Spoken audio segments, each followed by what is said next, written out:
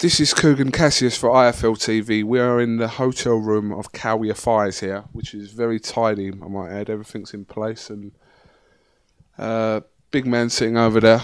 Ed, what's happening? I've called you.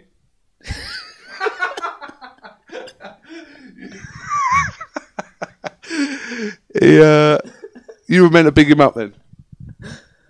What was I meant to say? You just meant to say, yeah, that's who Ed is. Ed's a very good friend of mine. He used to train me before when I was an amateur in my younger days, and now he's a really good friend. Advises me on a lot of things because he's been through a lot of life experiences. Currently, Ed is just sitting there playing with his old boy, as we'd say in Essex. So we'll just leave it there. But I spoke to you a couple of times, and we've kind of gone through all this. You were frustrated during your injury layoff, so we don't have to milk over that again. But all that's important now is that you're back and you're ready to show what you were showing pre-injury. Yeah, that's it. Bored of all that. Yeah, done the injury. It's back. I'm back. I'm just happy to be back in the groove of things, like weighing in again, being around the matchroom team, and seeing you again, Cougs. So it was a pleasure. How much of a part is that in your comeback that you're looking forward to, aside from getting into the ring? That I'm the only one that bothers with you after the fight, basically. Like I said earlier, every time I come back to the changes, I look around and you're the only one that's waiting there. Cal, you got a second? And I remember that one in Nottingham. Remember the one in the Frotch Mac undercard? I swerved you that time, didn't I? Yeah. Why was that again? Did something happen? Nothing happened. Why did you swerve me then? Don't know. I couldn't be arsed. Couldn't be bothered talking. No, I ended up in a casino. That's why. Fair enough then. That's fair enough. That's fair enough. Listen, I usually interview you after a fight. Before a fight, we're always talking about the fight. Forget the fight for the minute. Obviously, we know about you and your brother. Your brother's just obviously still amateur. You've turned pro. You're progressing well, despite your injury setback. But just tell us a little bit about the background of you and your brother for people that don't know. Me and my brother, Gamal boxes for Great Britain, 56 kilos, which is bantamweight. He started boxing before me, believe it or not.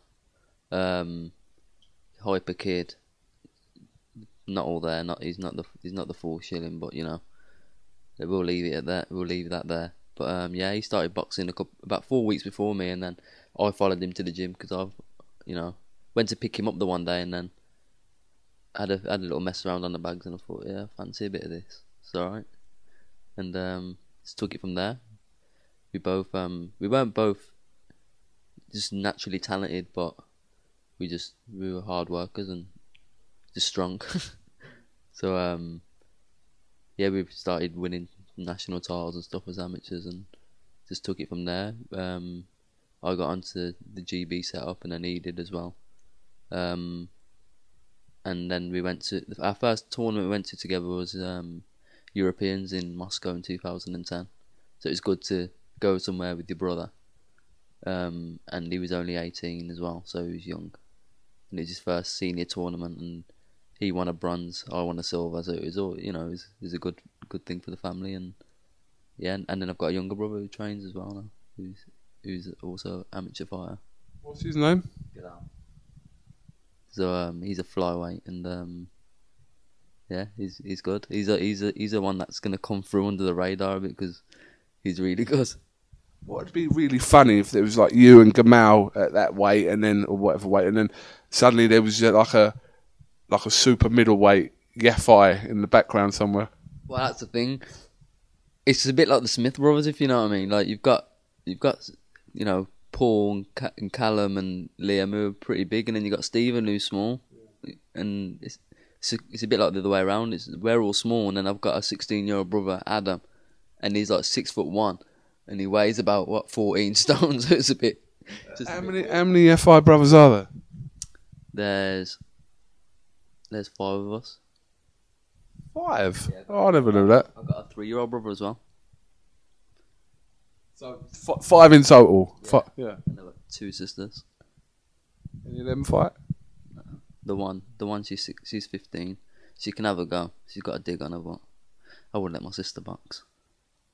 So do you think you'll ever be in a position where, obviously not in the immediate future, but in the far future, where you and maybe 2 of your brothers are in a position with, like the Smiths are now? Possibly. They could, but I just think my younger brother, he's just starting out as an amateur. He's only had 8-9 fights, and then there's me and Gamal just well above. Just, Gamal boxes for GB, and I'm 8-0 as a pro, so I think it just separates us a bit. I think by the time he's at that level, then I'll probably be retiring for the little, as it happens for the little man. Well, that's really weird, because like, if I didn't know you, and we had like road rage, so I was driving alongside, you're in your Audi, I'm in my car, and like, yeah. And you know that point where it gets to a point where you think, right, we're going to have to get out of the car now. So I'd get out of the car, you'd get out of the car, and I'd think, who's this little prick, right? I'd say you and your brother. If I didn't know you two, I'd look at you two and think, do you know what, I'd probably be able to take them. How wrong I'd be is another question. But you must have road rage all the time.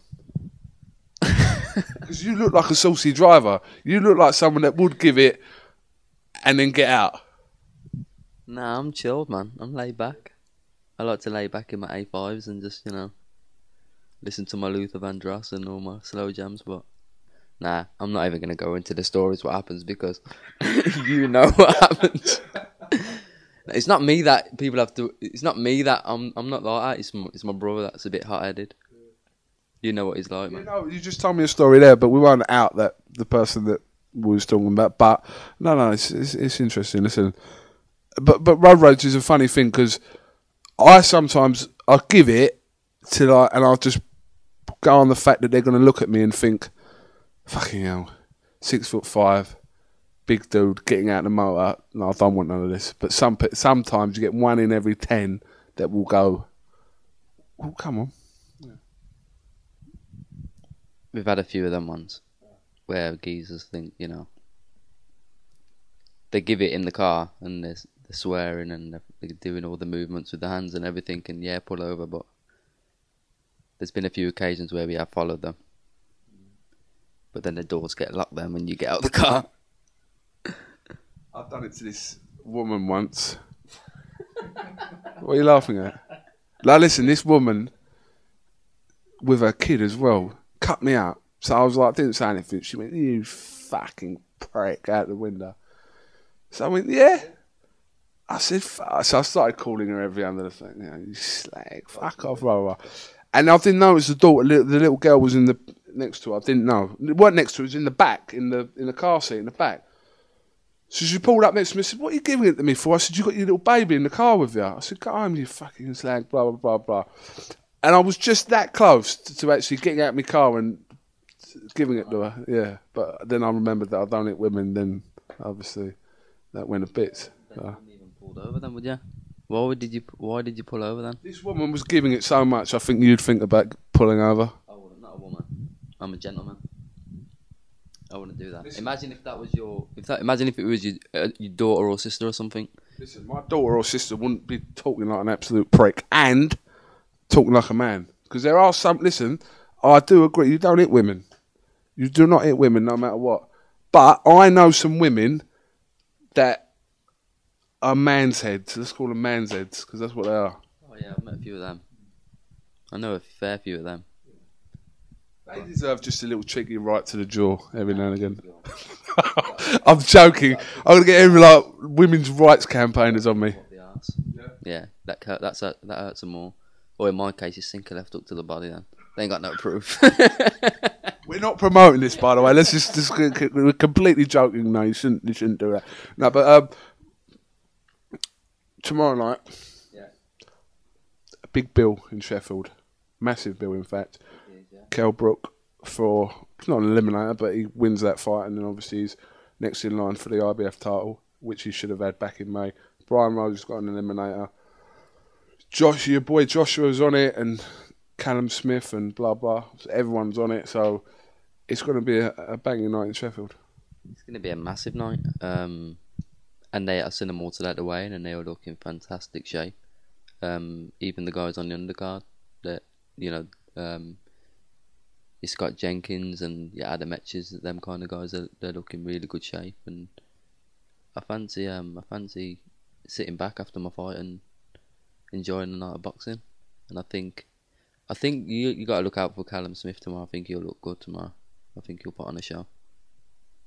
Yeah, interesting with Callum Smith, because every opponent he has is sort of touted as this, oh no, this is going to be a test for him. Well, he's definitely not going to knock this way in the first round. He's done it that time and time again.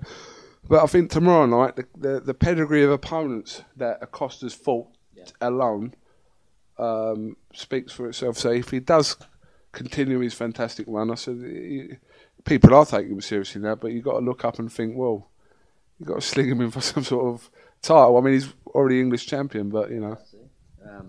I do think he'll look really good, and even if he doesn't get another first round knockout, I think he'll look good. Whether it goes 3, 4, 6 or 12 rounds, I think he'll look really good. And he looks in fantastic shape. Matchroom stable has obviously expanded, especially in this year, shall we say, in the last sort of 8-9 months. So many fighters, all different weights, blah blah blah. Yeah. But I mean, you've been at Matchroom for a little while now, so you know how things work here. But everyone in there, like I said, was having a laugh and joke about with Eddie Earn earlier on about favourite fighters and that, and etc. etc. But it doesn't matter how many people are in the stable, because you get looked after the same. Yeah, I always get looked after by Matchroom there. Before I turned pro, everyone told me how well Matchroom would look after me, and that they're a top outfit, and they haven't disappointed so far. Anything I need. I never even asked for any T-shirts for this fight, and I got to give Frank Smith his dues. He always delivers, man. Along with Eddie, but Frank sorted out my kit for me. Everyone will get to see that tomorrow. So the kit that sort out my T-shirts and anything I need. I had to go and have my medical last week and didn't know what I was doing with the train and how I was getting from southeast London to northwest London in such a short period of time. Sorted out a driver there. Darren picked me up, drove me everywhere, got me food, everything. I even got a first class ticket on the train, which is alright. Fast car Eddie won't be happy when he gets the bill for that, but I'll tell you what, saying about fast car Eddie, he ain't tight with his old bit of wonga, as we say. He's not tight at all. He's gold. It's not the second time he's put me on a train. I had to go down and do a prize fighter thing the last time when I boxed in Wolverhampton, and I had to go down to London from Sheffield, and he said, why don't you just get on the train, I'll put you in first class, you lay back, put your feet up, put your headphones on, relax. Sweet. Can't argue with that, can you? Listen, I don't work for Matchroom, obviously, as everyone knows. Well, no, listen, you can only work for someone if you get paid by someone. He definitely don't pay me, but he does look after me, so that can't complain about that. Can't complain. Well, I suppose the ultimate dream is for Eddie to put on some big shows in Birmingham, headlined by you. Yeah. I think at the moment it's a bit of a tough one for him, because obviously there's not many fighters in Birmingham, not many big names in Birmingham. So you got the likes of Frankie Gavin and Matthew Macklin and me and a few others up and coming, but it's hard. They're all promoted by different people, so it's hard to put a Matchroom bill on in Birmingham. Me headlining if I'm not fighting for anything major, and then putting a load of others on. So I think you have to wait until I'm fighting for big honours, and then put on a massive show in Birmingham. Yeah, that's quite. I mean, I didn't mean like in your next fight for you to do like an 8-rounder as a headliner, obviously. But no, I just meant ultimately in 2 or 3 years' time, when you are challenging for honours, as you said, the big honours, then, like I said, but you're right in what you say, there's got to be a couple of, like what Eddie does in Hull, do you know what I mean? Yeah. With Luke Campbell. In fact, Eddie's got a show in Hull next week, and there's about 8 fights on, and Luke Campbell's his only fighter. Yeah. Like there's 8 fights on, 1 matchroom fighter. So that's working with other promoters and obviously to get that show together. Yeah, I think it's a bit different with Luke because in Hull it's not as big as Birmingham, and not only that, he's an Olympic gold medalist and he's got a big name, you know, with the dancing. What was it? What's the program? Dancing on Ice. Yeah, he done on ITV and stuff like that. And Birmingham's not really a big boxing city, believe it or not. It's, you know, it's second city, but it isn't really big on boxing. But you know, hopefully we'll get there one day and hopefully do a big show in the LG Arena or NIA. Listen, people have asked on the Q&As I do with Eddie.